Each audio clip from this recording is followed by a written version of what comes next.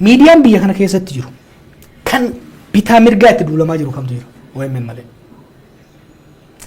Torbaan darbe kana keessa mootummaan naannoo Oromoo Amaaraa, paartiin naannoo Amaaraa, Izeemaan, meeqaan tam miidiyaaleen Habashaa every day waa'ee lammummaa kiyyaatti kan dubbatan waa'ee OMN nuuf haa cufamu, Jawaar nuuf haa hidhamudha. Muummichi ministeeraa ammoo kaleessa maquman dhahin malee ummata Oromootaatti deebisaa agarsiisa. Maquman dhahin malee waa'ee kiyyaaf waa'ee OMN akka dubbatu Rabbi sodaadhaan jedhaan ijoollee ODP'tiin Rabbi sodaadhaa.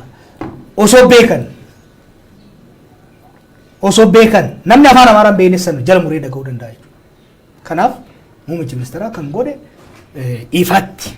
Maaliif godhe? Namni gariin jara gammachiisuudhaaf jedhachaa ture kaleessa. Ani immoo jara gammachiisuuf isaa taatu nuus doorsuudhaaf haa taatu paarlamaarra dubbachuun qabu ture. Ani isaaf yaaddaa ture kaleessa isaaf. Maaliif waan Rabbiin beekamu diina baay'ee qabna akka Oromootti.